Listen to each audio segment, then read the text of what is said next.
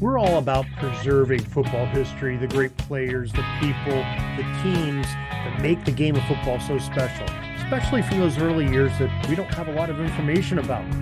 In a parallel way, the Football Learning Academy and Ken Crippen are doing the same thing to a great extent, giving player profiles and trying to get some of these players into the Pro Football Hall of Fame that really deserve it from a bygone era. Ken comes up in just a moment to tell about his latest project with the FLA and how he's going to promote getting players in the Pro Football Hall of Fame. He's coming up in just a moment. This is the Pigskin Daily History Dispatch, a podcast that covers the anniversaries of American football events throughout history. Your host, Darren Hayes, is podcasting from America's North Shore to bring you the memories of the gridiron, one day at a time. Hello, my football friends. This is Darren Hayes at PigskinDispatch.com. Welcome once again to the Pigpen, your portal of positive football history, and welcome to another great edition where we get to visit with one of our friends, football historian, the leader and founder of the Football Learning Academy, Ken Crippen. Ken, welcome back to the Pigpen. Thanks for having me. I appreciate it. Yeah, Ken, you have a lot of things going on at the Football Learning Academy. We really haven't touched base with you in probably almost a year now. And I know you have so many exciting things going on. And you have one thing in particular you want to talk about today. But why don't you give us a general overview what the Football Learning Academy is and some of the happenings you got going? All right. The Football Learning Academy is an online school teaching pro football history. And what we're trying to do is to put today's game into historical context by teaching about where the game came from, the people who played the game, especially in the earlier days. And then second to that is that we have a platform to be able to help retired players in need. So, we know that players are struggling to pay their medical bills, especially the older players. They're not making the millions of dollars like a lot of players are today. So I wanted to be able to use this platform to raise money to be able to help those players. So a portion of all the proceeds generated at the Football Learning Academy go to help those retired players that need it the most. That is definitely a worthy cause, and we are so grateful that you are doing that. And I'm sure the players themselves that are receiving the benefits of it are as well. And it seems like you have some great participation because you have so many former players and former people that were involved in pro football aiding you and coming in and doing classes and being guests on both your lessons and on your podcast. That it seems very beneficial all the way around. Yeah, I mean, if you take a look at some of the classes, I mean, we've got an interview with Coach Don Shula that I did obviously prior to his passing. Ken Riley, same thing. We have an interview with him. Legendary broadcaster Leslie Visser. We've got classes with exclusive interviews with Marlon Briscoe and Dan Rooney. You move over to the podcast, several Hall of Famers. You got John Hanna. You've got Brian Urlacher. Ron Mix was released this week.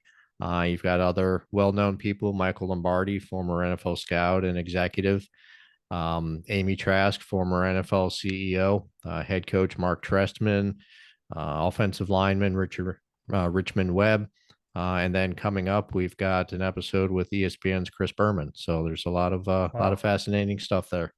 Yeah, you got the whole gambit there. You've got the TV talking head celebrities like Berman and Visser, and you're going to Coach Shula and John Hanna and Dan Rooney, some of the executives, and Michael Lombardi. That is really a well-rounded thing with all the players and coaches and broadcasters. So very well done. And if you can't get some great insight from those folks, I don't know who you can. So great job. A lot of knowledge there. Yeah, most definitely. Now, you approached me here not too long ago, and you have something really exciting going on, some new classes that you have going on that you wanted to talk about today. So why don't you fill us in on that? All right. The most recent class that we released is on historical pro football scouting reports. So a colleague of mine, Matt Reeser, and I, we went back and we studied film. This is something we started years ago. And what we would do is grade some of these players in each game and then giving them an overall grade. So what we wanted to do is focus on some of the older players, especially ones where their names were coming up for the Pro Football Hall of Fame in the seniors pool. We had Mick Tingelhoff, Dick Barwegan, a bunch of other people. So there was a lot there that we really wanted to be able to let people know about these players. A lot of people have never seen them play. So anything that we can do to try to help people, and again, back to our mission of educating people, we wanted to be able to do that, but then also have a resource for the senior selection committee to be able to see this information. I mean, a lot of them don't have the time to go through and study the film and things like that. So we're doing that work for them.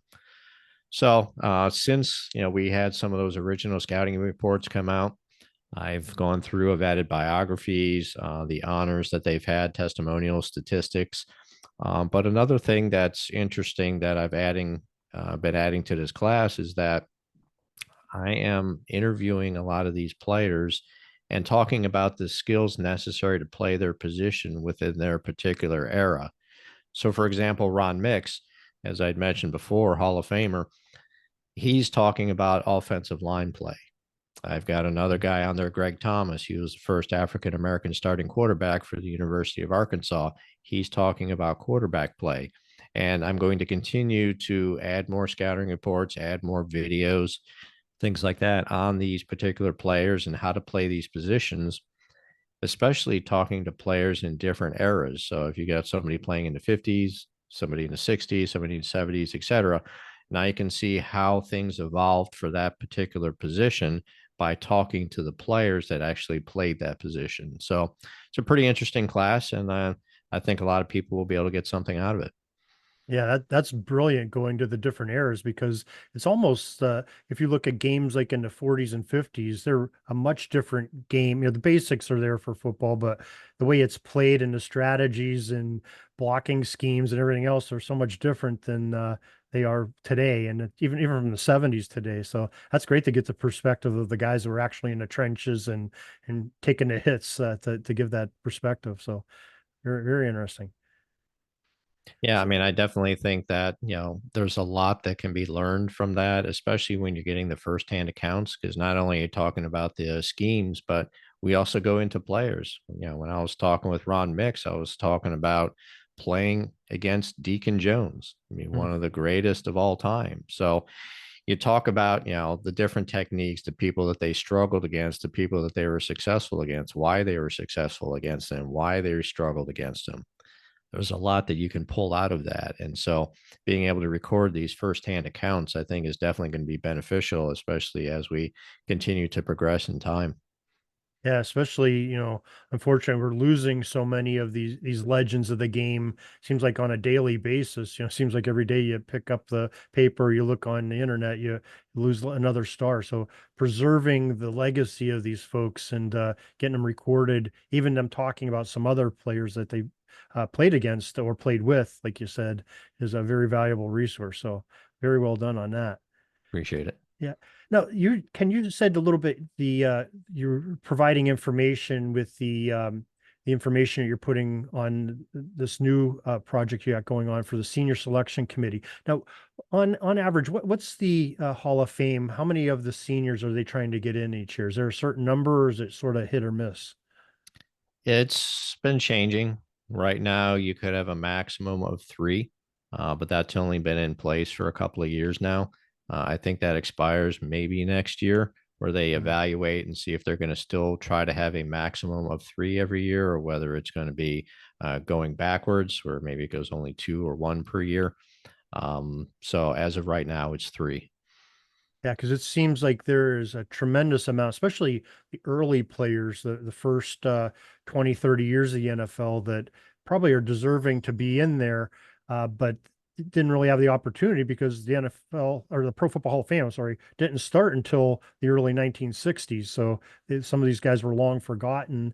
And now with the resurgence of their information because of the internet, Football Learning Academy, PFRA, and others, and all the books that are coming out now, we have a lot more information, probably a better view of these folks now, some 60 years later than they did in the early 60s. So I think it's invaluable that I'm glad that they're trying to put some more in. And I know they had sort of a bigger number, 100th anniversary of the NFL in 2020.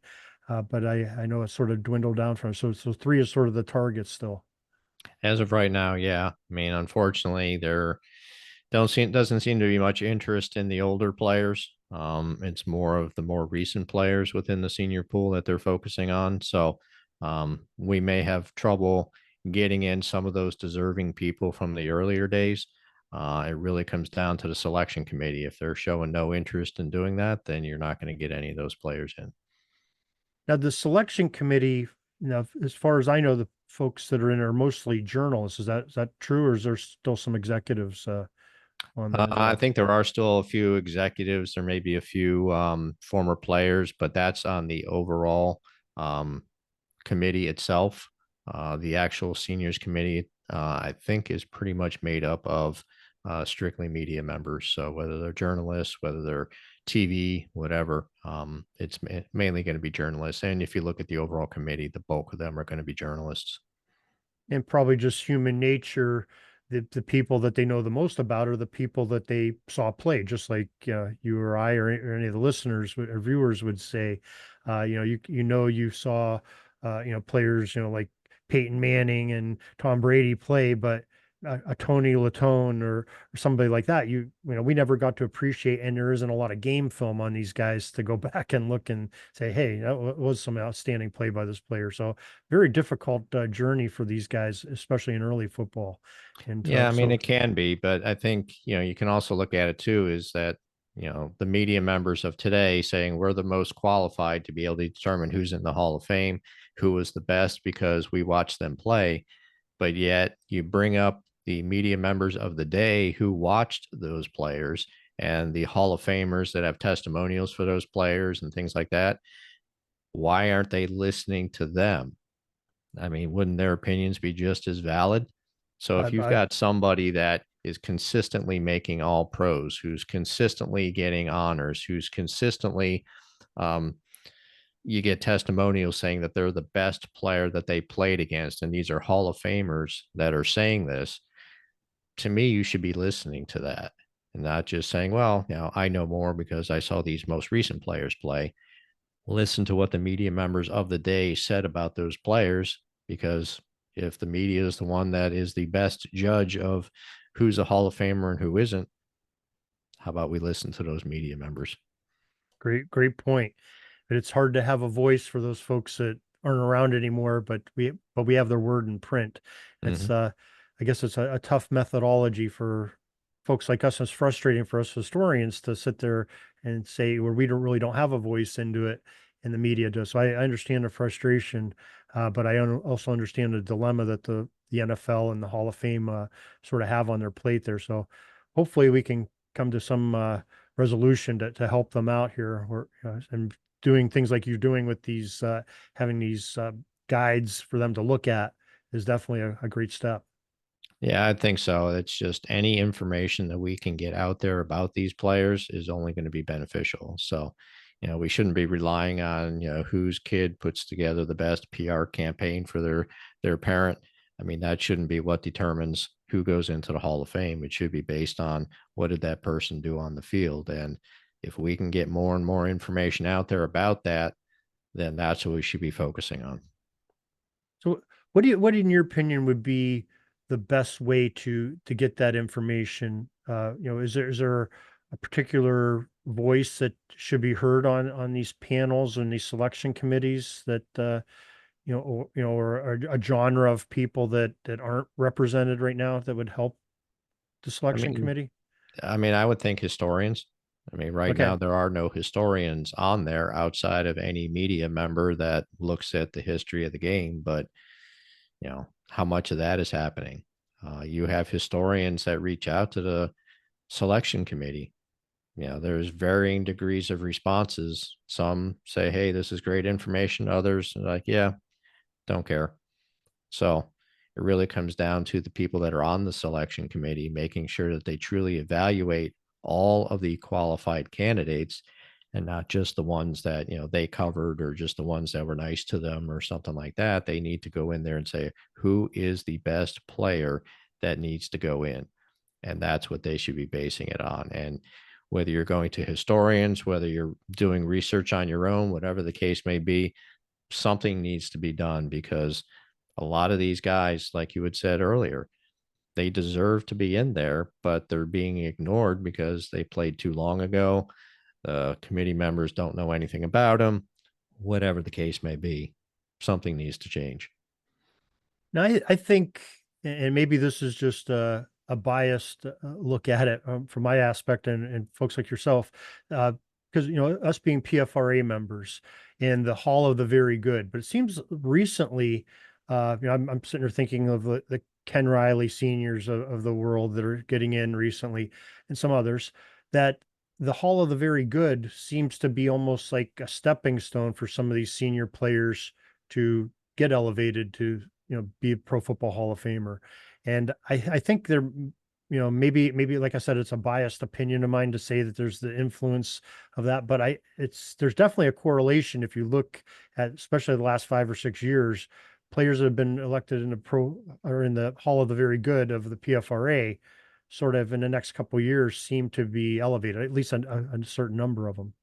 Yeah, I mean, they definitely, gain more attention when you have a group of historians like the PFRA and they put out something saying, hey, these players are deserving of recognition, then maybe people will go back and take a look at their careers.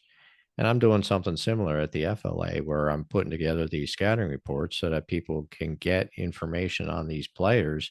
And with everything going on, the PFRA, the FLA, any other historian that's out there, if you talk about these players and you show the cases of why they belong, you would hope that at that point the committee is going to take a look at it and say, hey, I guess they're right. Maybe this person does deserve to be considered. Yeah, it's I think that's a great point. That's sort of where I was going to.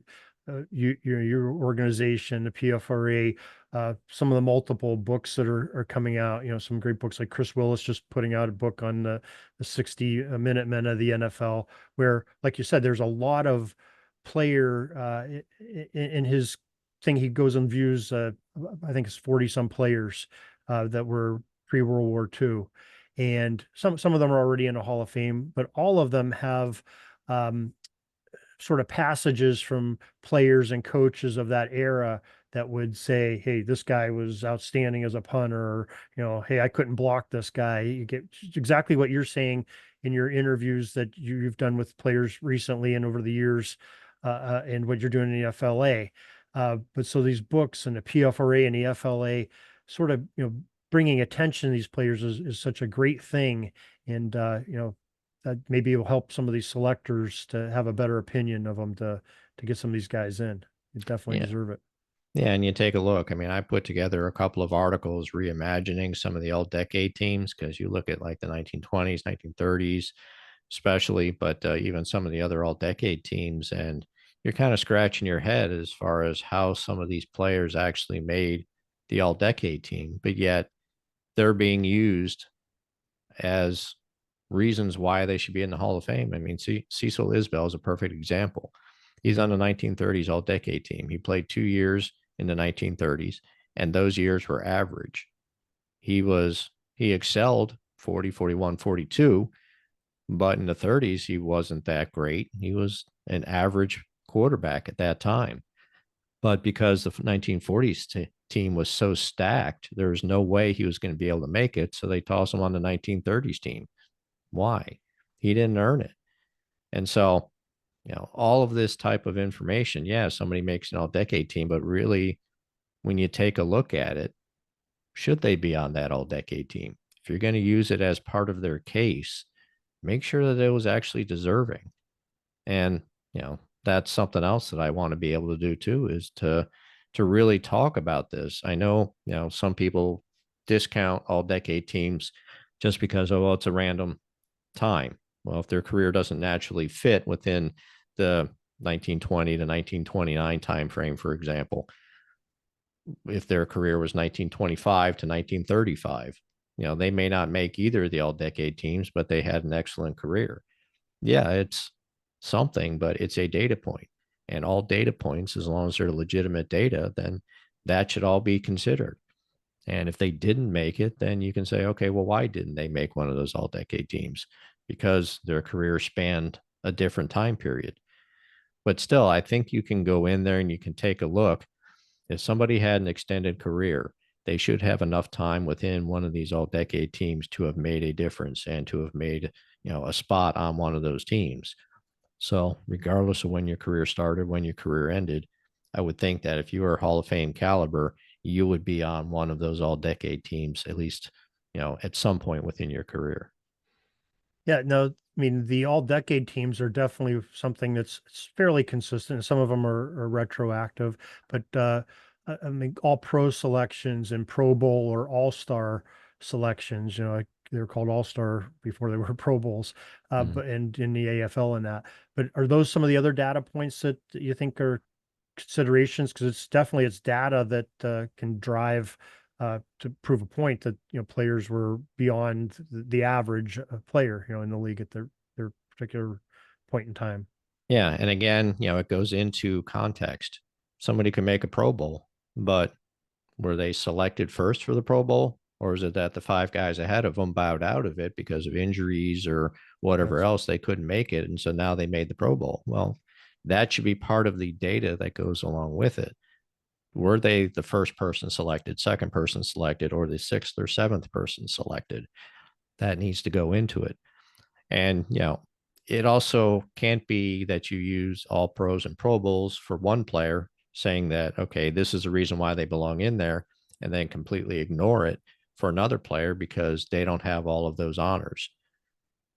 If it's something that's important, then it should be consistent across the board. I mean, you brought up Ken Riley earlier. He wasn't making the Pro Bowls. He wasn't making all pros, things like that. Honors didn't matter. They strictly went off of the number of interceptions that he accumulated over his career. And that's how he got inducted. But yet you have somebody else and say, they'll say, well, I'm going to pick player X over player Y because they have more Pro Bowls. Well, now if you've got somebody else that doesn't have any Pro Bowls, then why are you now suddenly saying, well, this Garrison's a Hall of Famer, even though nobody else picked him for any of these teams? I just want to see more consistency in those types of things. Don't say this is important for one player, but it's irrelevant for another player. Be consistent. Okay, we got great points. So let's get into maybe if you could tell us what's some of the data that you're putting into your player profiles that you're to represent these players to give the selection committees some information to use. Well, each position has different skills associated with that particular position. Like, say you're looking at a quarterback, you're going to obviously leadership is something that's hard to quantify. That's something that, you're talking to teammates, you're talking to coaches, you're talking to opposition, things like that. But there's still quantifiable things that you can look at. You look at, well, how quick was their release? What's their arm speed? How tight is the spiral on the ball? How much ball spin that they have? What's the footwork look like? Same with other positions. Say you go to a wide receiver position, you want to see how well do they run their routes? How well are they able to break away from defenders and get separation? What kind of speed are they showing? Is it straight ahead speed, or are they able to make those cuts? How well do they make those cuts? Planting that foot and moving in a different direction. There's a lot of those things that you can quantify, and as you're going through and watching this film, you can see exactly how well they're performing and be able to grade it accordingly. But then also you have to take into account what era they're in. Different eras, things were done differently. So you have to make sure that you're taking that into account when you're going through and evaluating these players. You want to make sure that you're grading them according to the way the game was played at that particular time. And that adds another wrinkle to obviously how you put together these reports, but it's something that is important that when you're giving somebody a grade for their particular position, for their particular era, you got to make sure that you're going to be able to consistently be able to look at that grade versus the grade of somebody else at that same position that may have played in a different era. So those are the types of things that we look at. Like I said, each one has different sets of criteria. All of that is spelled out within the reports that we have. You have grades, overall grades for each of those skill sets, and then overall performance grades that they have for each game, as well as for their entire career. And then when we're looking at it too, the score that we come up with, the overall grade, that's going to get stronger the more games we watch. So say, for example, You've got somebody where you watch 30 games, another one where you watch 40 games. If they both have the same score, I'm always going to skew toward the person where we watched more game film because that means they kept it at that level for a longer period of time. And so when you're looking at our rankings by scores, anything that's tied as far as the score is concerned, we always skew it toward the one where we've watched more game film than the other players. Outstanding. I like that. The volume of work sort of skews the score to their favor. So it's a great thing. Now, if I would, let's say we have some folks watching right now that are on the selection committee, and we could, and who would if they came to you and said, "Hey Ken, we want to come and look at some of these scores. We're trying to look for some seniors to be selected for the next round of ballots here." Who would you recommend that they look at? Maybe some folks that aren't getting the attention in the media that do you think that have some great scores that these folks ought to be looking at and considering? I mean, to me, I'm going to sound like a broken record, but I pick Laverne Dilwig and Al Wistert as my top two players, especially of the older players. We've got more game film of Wistert than we do of Dilwig, but we're still able to go through and see how Dilwig played. But then, as I was mentioning before, we were talking about, okay, what are the testimonials? What are the other media members saying about them? What are historians saying about them? People that watch them play, people who were there at the time. And you look at someone like a Laverne Dilwig, and it's just inexplicable to me how he can't become a finalist. You'll see them in the centennial class where he was part of the top 20, but then never made it beyond that. And then, has never really been touched since then. Al Wistert, he's getting close, but he's not making it. These are guys that dominated their position. I mean, Dilwig was the second best end in the pre-modern era. If you're number two behind one of the greatest of all time in Don Hudson, how can you not be considered? You have Yeah, somebody like, Ken Riley, we brought his name up earlier, so I don't want to keep picking on him, but doesn't have the all pros, doesn't have the Pro Bowls or anything like that. They used interceptions. Well, he had 64 interceptions in his career. He never led the league in interceptions. He was top 5 once in interceptions. If you're a Hall of Famer, you only make top 5 in interceptions once in a 16-year career. There are times he didn't even lead his own team in interceptions, but yet that was the criteria for him getting in. Laverne Dilwig had 27 interceptions from a defensive end position. You look at the other pre-modern era ends that are in the Hall of Fame, they all have single digits in interceptions. Dilwig had 27. The only yeah, other end that had more was Hudson, but he played safety. So you're going to have more opportunities. You're going to be able to have more interceptions, and it's only 3 more than Dilwig had. Dilwig led the league in yards, touchdowns. That's what an end does. But you look okay, at it and, 8-time All Pro, 6-time consecutive consensus All Pro, 4-time consecutive unanimous All Pro, all decade team. The media members of the day said he was by far the best end of his time. But yet, hmm. you look at the media members today and they're like, yeah, doesn't matter. Yeah, amazing. Especially when you're playing at the same time as Hudson, so that's He some was big before numbers. Hudson. So basically, the reason why people don't know Dilwig's name as much is because Hudson came after him. Oh, okay. They weren't contemporaries of each other. No, it's Okay, basically as soon as Dilwig's career ended, that's when Hudson started. So they didn't even gotcha. overlap by 1 year. Hmm. Jeez. Well, I'm glad that you put shining some light on players like Dilwig and Wistert and some of the others to maybe bring more attention to them and hopefully some ramparts like we're doing now and some of the books that are out PFRA and some of the other organizations we talked about. Maybe we get things going here, get some momentum on social media and that, and get it out into public perception, and that always helps too with helping the selectors to be influenced a little bit. So we keep up that great work on that. Now, so what are some of the other now you're looking at all different eras, I assume, when you're putting these things together. So it's not just these early, single platoon players, but you're looking at some of the more modern players, like from the last 60, 70 years as well. I mean, I've done some research on that.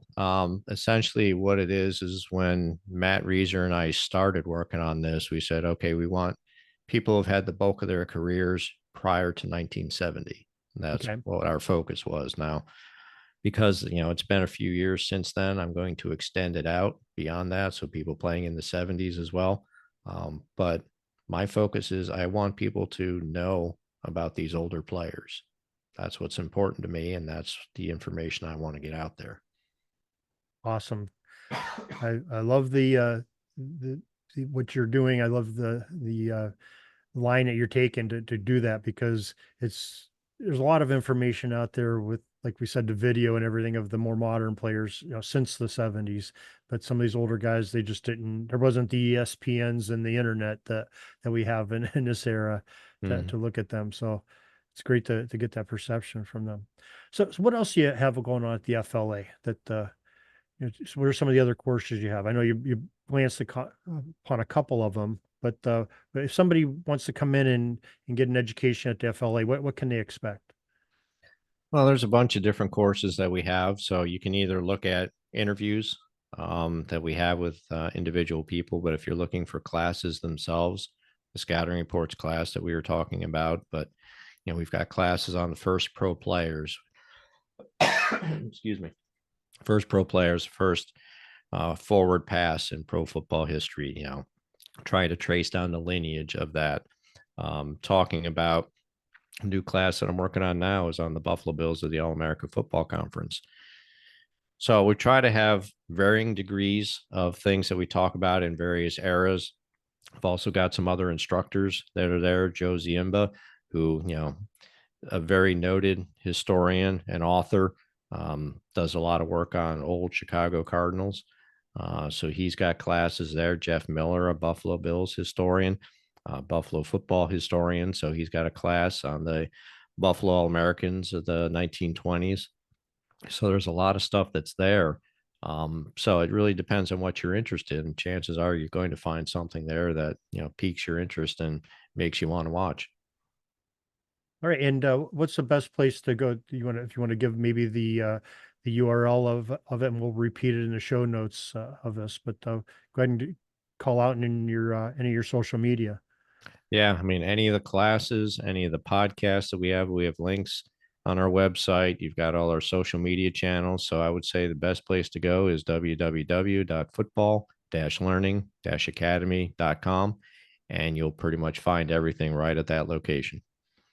Okay. And you folks that are looking at this on YouTube, you just look over Ken's shoulder there, and he's got all the information spelled out right on his virtual back screen there too. So, but for you folks that are on the podcast, we will put it in the show notes, get you hooked up to Ken and get educated and learn about these great players, these great teams from the past at the FLA.